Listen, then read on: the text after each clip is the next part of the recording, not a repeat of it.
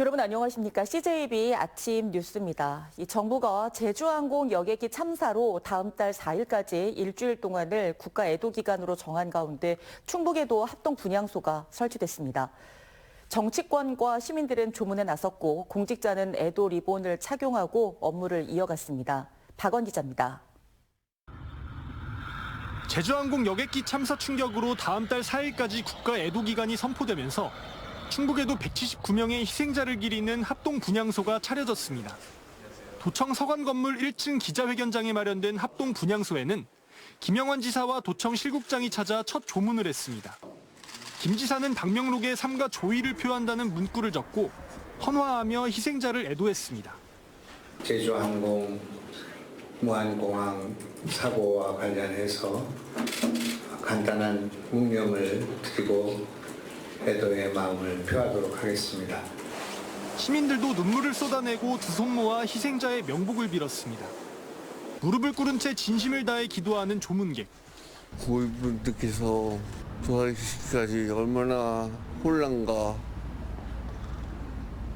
고통을 받았습니까? 아이와 함께 분향소를 찾은 시민도 있었습니다. 행복했던 마음들을 잘 가지시고 좋은 곳으로 가셨으면 하는 마음으로. 충북 정치인들도 여야를 가리지 않고 한마음 한뜻으로 희생자를 추모했습니다. 국민의힘은 이런 사고가 다시 발생되지 않도록 대책도 마련하고 신속하고 정확한 사태 수습을 위해서 최선의 노력을 다하고 있습니다. 더불어민주당 단체장들과 더불어민주당 국회의원들이 대부분인 그런 지역입니다. 그래서 저희 당에서는 전체 당력을 총지원해서 어쨌든 수습과 복구에 최선을 다한다. 공직자는 애도 리본을 달고 업무를 맡고 자치단체와 공공기관은 일제히 조기를 개항했습니다. 충북도는 매년 12월 31일 밤에 해왔던 타종 행사와 새해 해맞이 행사를 전면 취소했습니다. 한편 오송참사 유가족, 생존자, 시민대책협의회는 제주항공 여객기 참사 관련 피해자 권리 보장과 정부의 신속 대응을 요구했습니다. CJB 박원입니다. 이번에 제주항공 여객기 참사의 직접적인 원인은 아니지만 무안공항 활주로 길이는 큰 아쉬움으로 남게 됐습니다. 이 때문에 앞으로 지방공항의 활주로 길이를 늘려야 한다는 전문가들의 의견이 나오고 있는데요. 특히 청주국제공항의 경우는 무안공항보다도 활주로가 짧습니다. 그동안 청주공항 활주로 신설이나 연장의 필요성이 꾸준히 제기돼 왔는데 이제 더욱 절실해졌습니다. 이태현 기자입니다. 정부는 이번 제주항공 여객기 참사의 직접적인 원인이 짧은 활주로 길이는 아니라는 입장을 내놨습니다. 그 전에도 항공기들이 운항을 했던 공항입니다. 이 활주로 길이가 충분치 않아서 이 사고가 났다라고 보기는 어려울 것으로 생각됩니다. 하지만 활주로 길이가 더 길었다면 동체 착륙의 위험성을 줄일 수 있었다는 게 다수 전문가들의 공통된 의견입니다. 무안국제공항의 활주로 길이는 2,800m, 이를 3,160m까지 확장하는 공사가 진행 중이었고 공정률도 70% 수준인 것으로 알려지면서 아쉬움은 더 커지고 있습니다. 지금 3,160m로 늘리고 있는 중이더라고요. 그러면 대략 한 400m 정도로 늘어나는 거니까 굉장히 빨리 아마 줄어들었을 거라고 저는 사실은 생각을 합니다. 이런 가운데 청주국제공항을 비롯한 다른 주요 공항들의 활주로 길이도 재검토가 필요하다는 목소리가 나오고 있습니다. 특히 청주와 대구의 활주로는 2,700m대로 무안공항보다 짧습니다. 충청북도는 그동안 대형 항공기의 이착륙이 가능하도록 청주공항에 3,200m 길이의 활주로 신설을 꾸준히 요구해왔습니다. 비용 대비 편익, 즉 사업 경제성만을 고려한 것인데 안전성 측면에서는 더 긴 3,500m의 활주로가 필요하다는 의견도 있습니다. 물론 경제적으로도 화물을 싣고 이제 멀리 이제 보내는 것까지는 필요한데 이렇게 일반적으로 운영을 할 때도 우발 상황에서는 안전을 더더욱 어떻게 보면 좀 보완할 수 있다 그런 생각이 좀 듭니다. 더욱이 참사를 기운 무안공항 콘크리트 2m 둔덕 같은 비슷한 구조물이 청주공항에도 설치돼 있는 것으로 알려졌습니다. 이번 제주항공 여객기 참사를 교훈 삼아 지방공항 활주로 길이와 기타 구조물에 대한 새로운 안전 기준을 세울 필요가 있습니다. CJB 이태현입니다.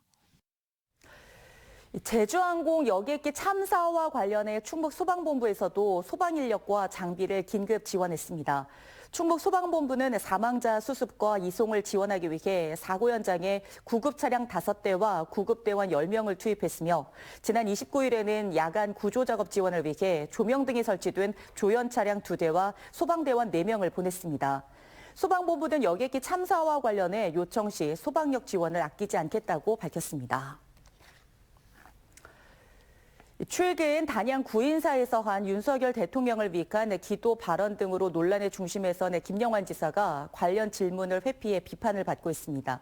어제 일하는 바퍼 관련 기자회견 자리에서 무안공항보다 짧은 청주공항 활주로 문제 등 다른 현안에 대해서는 질문을 받지 않고 자리를 뜬 것입니다.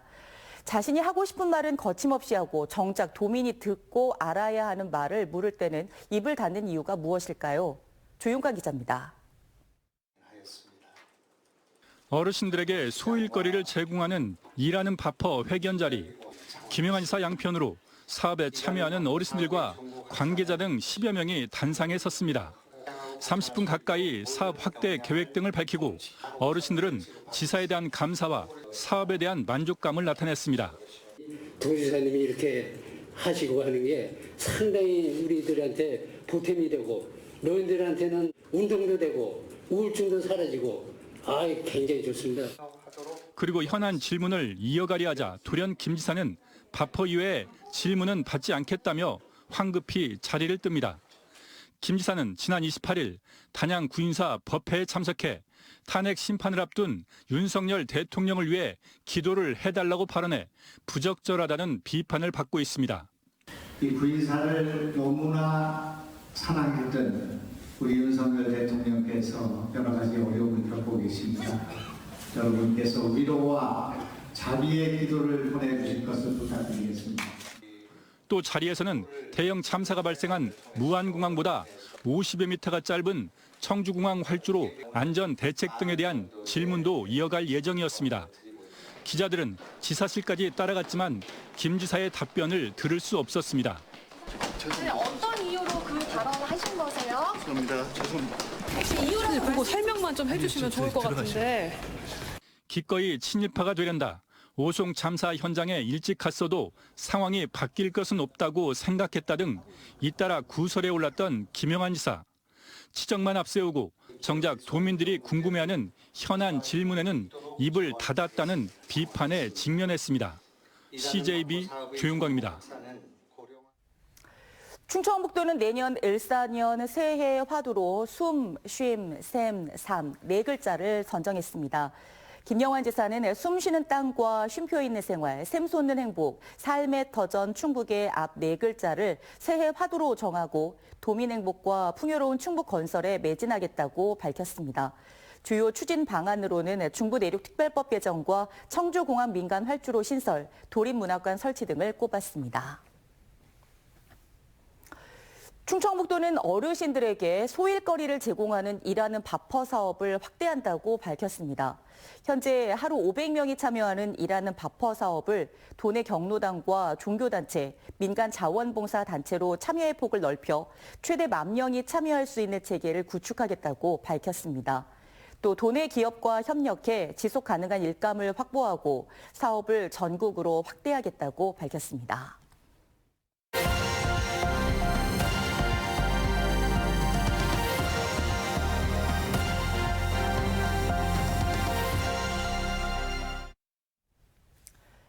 민선 8기 충청남도의 핵심 과제인 스마트팜 조성을 통한 청년농 양성 정책이 결실을 맺고 있다고 합니다. 충청남도의 지원을 받아 스마트팜을 지은 청년농들이 충남 곳곳에서 자리 잡으면서 고령화로 쇠락해가던 농업 현장에 새로운 활력을 불어넣고 있습니다. TJB 전유진 기자가 보도합니다. 정년 부담 없이 일할 수 있는 농업의 매력을 느껴 귀농을 선택한 서울 도박이 김담비 씨.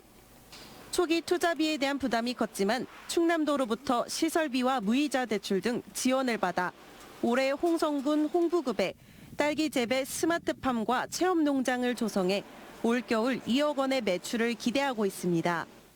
농업 같은 경우에는 제가 60이든 70이든 제가 힘이 될 때까지 하고 싶은 나이까지 할 수 있다고 생각을 했습니다. 김 씨와 같은 청년 스마트팜 CEO들이 속속 털을 잡으면서 충남 농업 현장에 젊은 피가 돌고 있습니다. 충남도의 청년 자립형 스마트팜 지원 사업은 농지를 확보한 18에서 44세 청년농을 대상으로 최대 4억 5천만 원까지 지원하고 있습니다. 사업비 중 자부담도 무담보나 무보증으로 2억 원까지 농어촌 진흥기금에서 지원해 초기 투자비 부담도 크게 줄였습니다.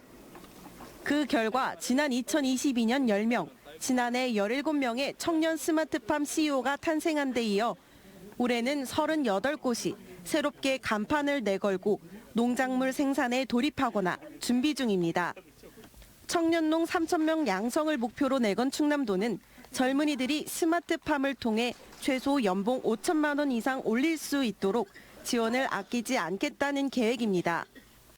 교육만 받으면은 농업에 종사할 수 있도록 저희 도가 지원을 해서 시설을 마련하고 농사에 집중할 수 있도록 했습니다.